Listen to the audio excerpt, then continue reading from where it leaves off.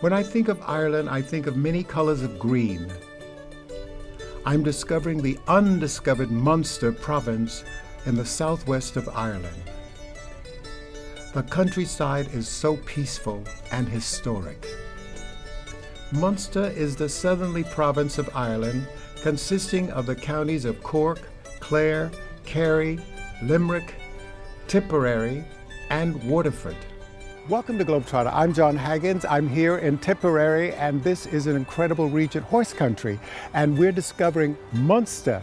It's a whole region of Ireland. My name is Sarah O'Dwyer from Fáilte Ireland. So I work in Ireland's Ancient East, which is one of 4 brands that Fáilte Ireland have for promoting tourism in Ireland. So we have Ireland's Ancient East, which is 15 counties on the east side of the country, excluding Dublin, which is its own brand.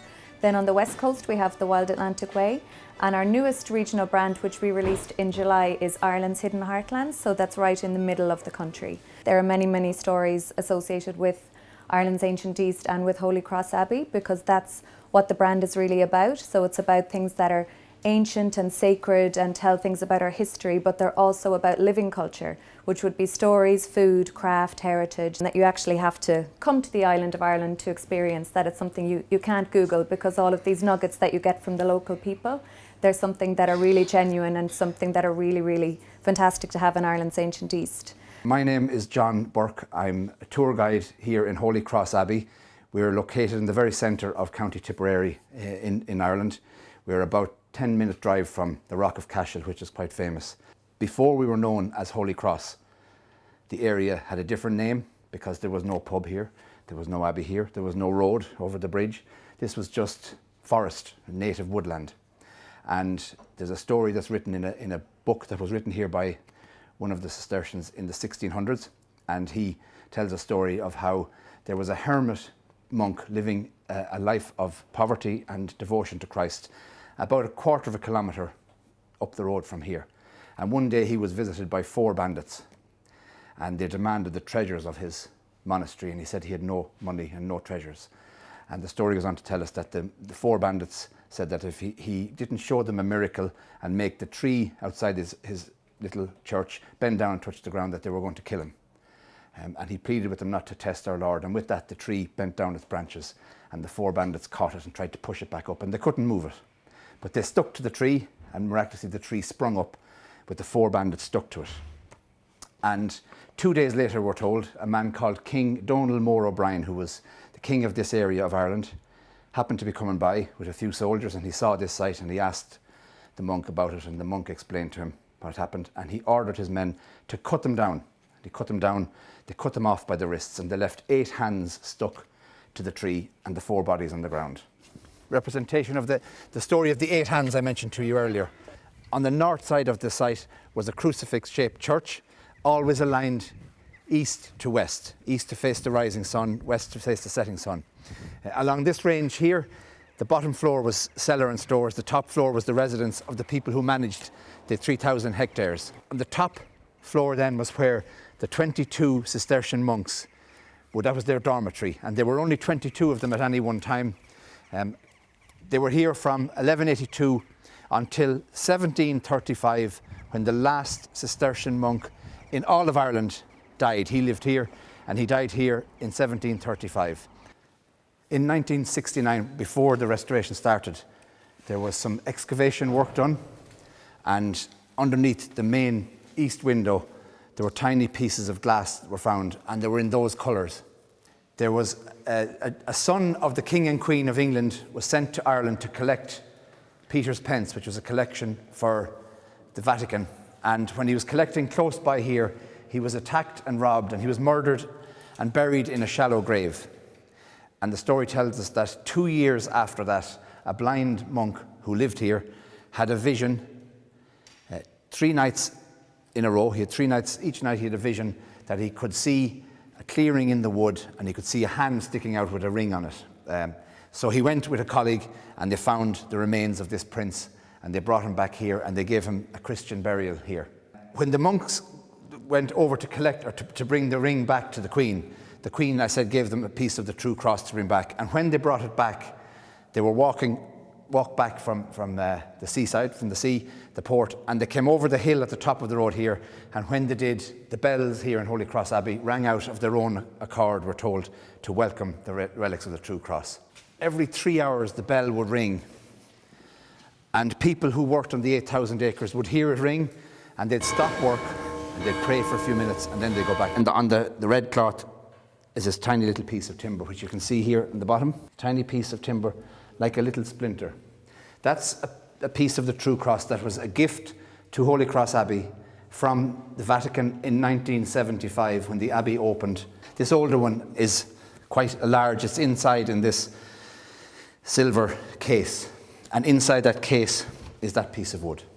This relic is here in Holy Cross since about 1225, and how this came about was a prince called Richard the Lionheart. He became King Richard I in England. He was coming back from the Crusades, and in Austria he was kidnapped and a ransom demand made for 25 tons of silver. And his family didn't have the money to come up with the ransom, so they came to Ireland to a family called the Butlers. They were a very wealthy family in Ireland. They came to them and they helped raise the money. And as a result, Richard was released from his captivity, and the Butler family were given this piece of the True Cross, which they put into this lovely silver reliquary. And it has been here since 1223. In the 1620s, the relics, the Cistercian order left here for a short while. They left and went to Kilkenny, and the relics went with them. And they moved from there. They ended up in the Ursuline convent in Cork, in a new convent in Cork in 1801, and they remained there until 1975 when the Abbey opened and they came back to here. And it's because of these relics that the area is known as Holy Cross. It's why the Abbey is called Holy Cross.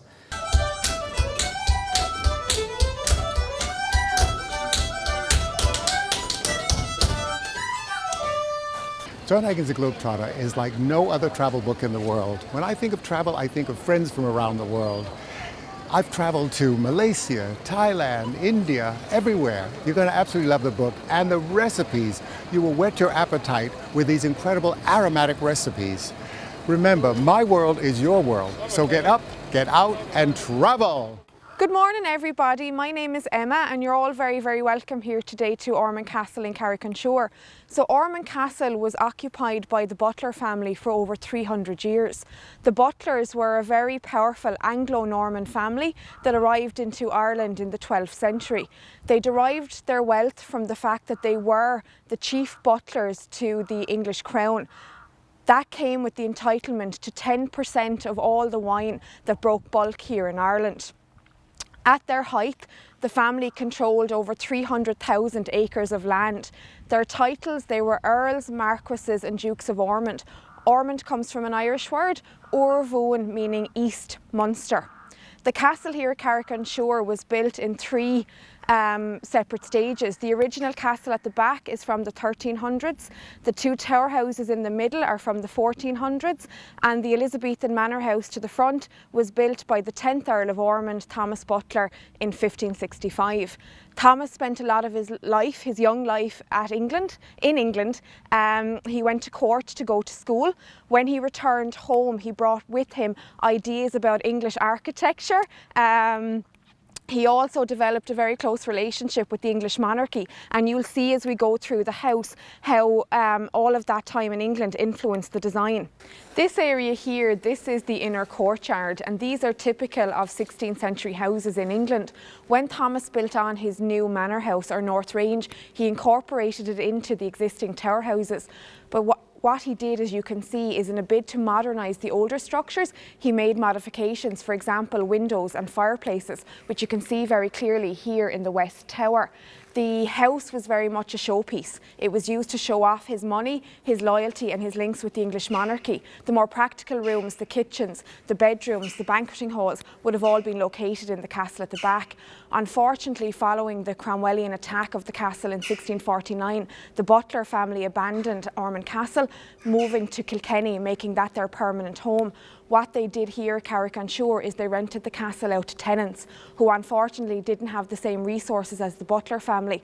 One of the tenants, Mr. Wogan, in 1816 knocked the original castle at the back, quarried the stone and sold it off. Sadly then in the late 1800s the tenants abandoned the castle and it was just left to ruin up until 1947 when the Irish government came in to begin the restoration work. But unfortunately by then this tower over here on my left had collapsed in. Thankfully, however, the tower here on my right, it dates to 1450, is fully intact. The Butler family were very flexible with their religion.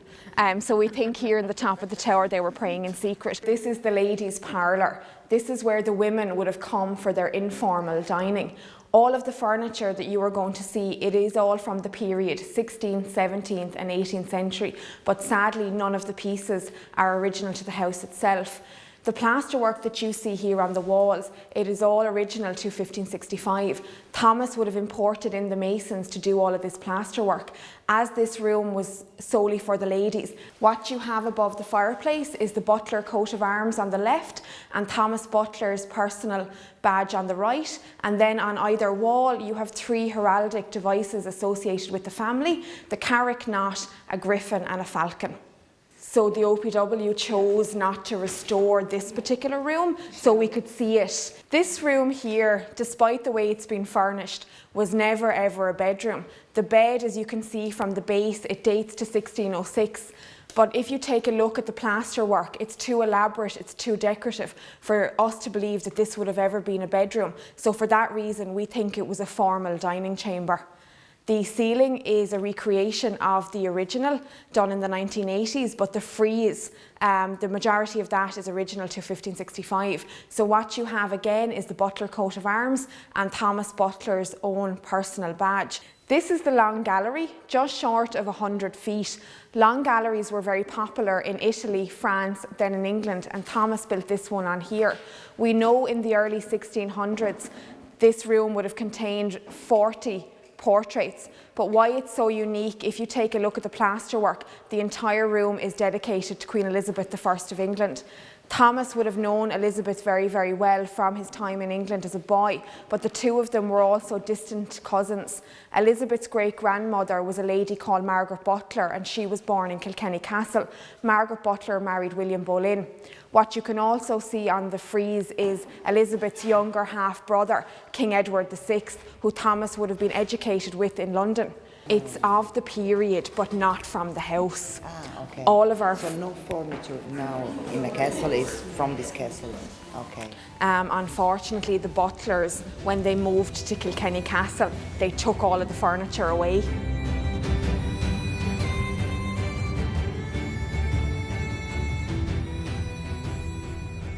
The Holy Trinity Church in Fethard stands in the heart of the medieval walled town and the focus for the extraordinary number of late medieval structures arranged around the sides of the graveyard.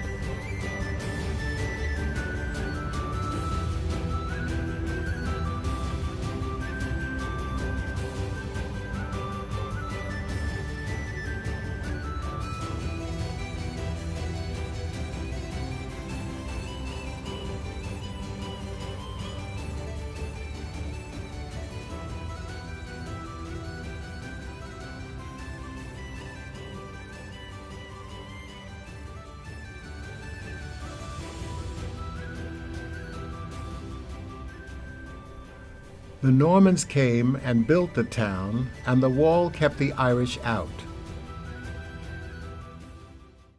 Welcome to Fethard. You are now in Fethard Horse Country Experience, and here we explore the relationship between the history of Ireland, the history of Fethard, and the history of the horse. The two, of course, have been entwined since the beginning of time. We call it horse country because wherever you go, you're going to see horses of some description, from the Irish draft to the hunting horse, and of course famously in Coolmore to the race horses. And not very far away too, we have the racing stables of Aidan O'Brien, and we're very privileged to have in the museum the Melbourne Cup, which was won by Joseph O'Brien in Melbourne last November. What our visitors see when they come over these two floors is the history of Fethard, its emergence as a medieval town, It was founded in 1208 by a man called William de Braose. So it's a Norman town, but of course the Irish were here first. So when they came here, this was the land of the McCarthys and the O'Briens, linked of course to the great families associated with the Rock of Cashel, which is just a few miles away.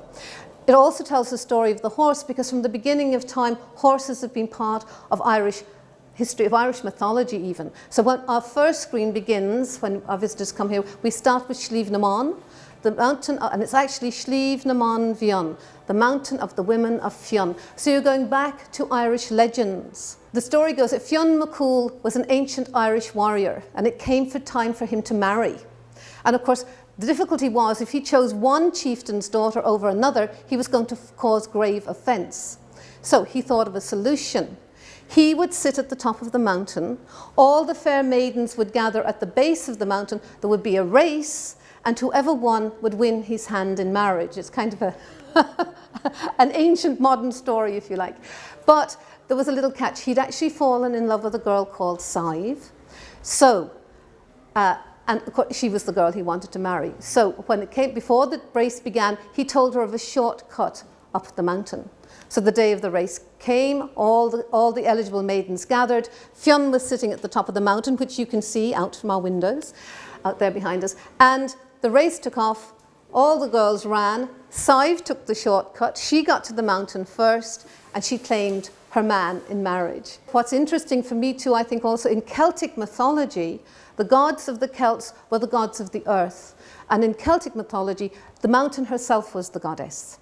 The Irish did not build towns. There were no towns in Ireland. A few built by the Vikings on the coast, but no towns in Ireland. The Irish lived in, you saw them downstairs, the ring forts. They were cattlemen. They lived out in the countryside, very rural. They did have stone forts, but not towns. And then the Normans came, famously in 1169. And as I say, we attribute the founding of Fethard to 1208, when we have William de Braose speaking about my borough of Fethard. So it was the Normans who built towns. And of course, they built their walls. Why? To keep the native Irish out. So in 1292, we have the charter for the first charter to build a stone wall to protect the people of Fethard. So outside you had the native Irish, inside here you had the Normans. And it's a very typical Norman town. And this interactive tells the story of that town. And you'll have noticed as you go through, there are lots of black and white photographs here. They're black and white negatives. They were taken by a man, he was actually a chauffeur out in Grove, the big house outside Fethard. And he took these photographs between 1895 and 1905, all of Fethard. And then his darkroom was closed up after his death. But a family descendant knew they were there and finally persuaded the family about 15 years ago to open up the darkroom. And when they opened it up, they found 790 glass negatives in perfect condition. We got funding from the Heritage Council of Ireland to have them developed. And they are all the black and white photographs you see dating from that era are those photographs. Here it tells the history of the barracks, because over time Fethard became a garrison town. And what's interesting about our Norman friends, when they came here, they built their town. They brought the people to inhabit the town from Wales, because William de Braose had lands in Wales. And, but they kept the Irish place names. So you see up on Slieve na Mon, you have places like Corrig na Gopal, the rock of the horse, Corrig na Gon, the rock of the hound. So we know that from the beginning of time, horses and hounds and hunting was all part of the Irish story.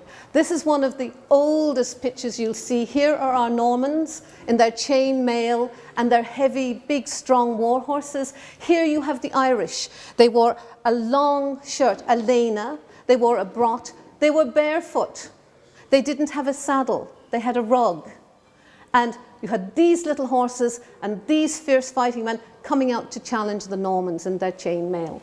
This is the Irish draft horse, which, you know, famous Irish draft horses are famous for their use as work horses and also as hunting horses. And it's the national horse breed of Ireland. And that guy you just saw galloping there, he's one of the leading draft sires, and he's standing just a few miles out the road from here. So at all the photo, you can see how, down through the centuries, how the horse was used in Irish history. And this is not from the Kenrick collection, but this is one of the oldest photographs. It was donated by a lady locally. It's of the soldiers from the barracks watering their horses, again, down around 1900. This picture taken recently is of the Fethard, the hunt, the Tipperary hunt, and they begin their opening meet is always held down at the town wall, and then they travel, they come out through the North Gate. A bit of pageantry still going on today. This is really, really popular with children, we find, because it tells you the farming year. And surprisingly today, even though you have children growing up in a small town like Fethard and the countryside is all around them, they don't have the same connection to rural life. But this takes you through what happens here, and all this is photographed locally, what goes on through the farming year in the Golden Vale. You'll wonder why this is actually from the Battle of Waterloo. It was painted by a lady called Lady Elizabeth Butler. She was one of the famous artists of the time, and again you can see horses, but it was because this man, Sir William Ponsonby, who was the MP for Fethard at the time, was killed. He was killed leading that charge in the Battle of Waterloo. Horses from here, from this area, were part of the trooper trade. They were taken from here to be used by the British Army during the Napoleonic Wars, and also again during the First World War. I'm Maurice Maloney. I'm working here in Coolmore Stud in Ireland. This is a public stud farm where we stand quite a number of stallions, the preeminent stallion being Galileo. We're a worldwide organisation. We also have a stud farm in America, in Lexington in Kentucky, and we have a stud farm in Australia, in the Hunter Valley, in Scone in the Hunter Valley, New South Wales. Worldwide, we would stand close on 60 thoroughbred stallions, and we're producing some of the best bloodstock in the world under the Coolmore banner. We're very lucky, like I say, to have the preeminent stallion in the world at the moment, a horse called Galileo. He's been champion 8 times in the last 9 years, and he's very, very valuable horse, and we're glad to have him here in Coolmore. The Queen is a patron of ours, and she has some mares living here on the farm, and in 2011 she visited the farm here. We were delighted to have her here, and she went to see all the great stallions. Sadly, she was coming to see a great horse called Sadler's Wells, who was the father, or the direct paternal father of Galileo, and he sadly died a couple of weeks before she arrived here. So that's horses for you, but we were glad to have her here, and she's very, very passionate about horses and bloodstock and everything got to do with racing. Yeah. Galileo has numerous sons, and we at the moment have 7 of his sons standing here in Coolmore. There are lots of those that we hope are pretenders for his crown. We have Australia standing here, Churchill, we have Gurkha, we have numerous horses standing here, sons of him, and hopefully one day they'll take over his mantle and continue on the legacy. Yeah. Where do the horses race? The horses race in numerous tracks around the world. We would compete at the highest level in most countries that have thoroughbred racing. So we compete in England, France, Germany, America, Australia, not so much in the Far East, but there as well at times. So there's anywhere there is thoroughbred racing, we'll be there to compete. Yeah. The stud farm here in Coolmore is about roughly about 3,000 acres. And you can see back in 1948, when people weren't even flying, ordinary people certainly weren't flying, they were taking horses to England. So, and from Vincent O'Brien started Ballydoyle for racehorsing, and then his son-in-law John Magner started Coolmore Stud for the studs. So I'll just show you very quickly how this works. So you just pick, let's see if I got my guy here. West Tip. My neighbour bred this horse, and he won the Grand National in 1986. So wherever you go in Fethard, it's not just the big farms. I mean, all the farmers around here would have some kind of an interest in a horse. This is the history of Ballydoyle. This is the history of Coolmore, and then here we have the actual skeleton of Sadler's Wells, and the backdrop tells the story, tells his story. When we opened a year ago, Sadler's Wells was the sire of sires, meaning he had bred the most champion horses in the world. My name is Vincent Murphy, but everybody calls me Jasper. It's a nickname I got years ago. And I'm the 5th generation of the McCarthy family to run this bar. We've been here almost 200 years now. And we were once a hotel, and we had a livery yard, we had a mart out the back, we had stables. But now we're just a pub, restaurant and undertaker. You can come into McCarthy's and we can look after you from your very first day on earth to your very last day on earth. We serve drink, we serve food, and we're also undertakers. So we haven't had too many instances, though I do remember one where a man actually came in, ordered a drink and a sandwich and dropped dead. Thankfully it doesn't happen very often. I don't think people are too impressed when they hear he had a sandwich and he dropped dead. But actually, the same guy was a bit of a character, and when they told me, I was living in an apartment out the back, and when they told me that he had dropped dead in the bar, I didn't believe them. And I said, yeah, right, and hung up the phone. And then they rang me again and said, no, Mick is dead in the bar. I said, yeah, right, and hung up the phone. I said, I was wondering what they were trying to do. I said, somebody's trying to wind me up now. So eventually one of the staff came down and I saw their face. I said, oh Jesus, he is dead in the bar. So I came up and he was. It's a medieval town. We're here about 600 years. And it's had its peaks and troughs. At the moment we're back on the way up again. We've restored the medieval part of the town, and we've got a very big business outside town called Coolmore Stud. So that brings a lot of people to the area. A lot of places go very quiet in the winter. We actually get busy because people come here for horses. So they come here for horse racing, they come for hunting, they come for breeding. The most popular item on McCarthy's menu, I'd say, is steak. And all our steak is local. It comes from a farm 8 miles down the road.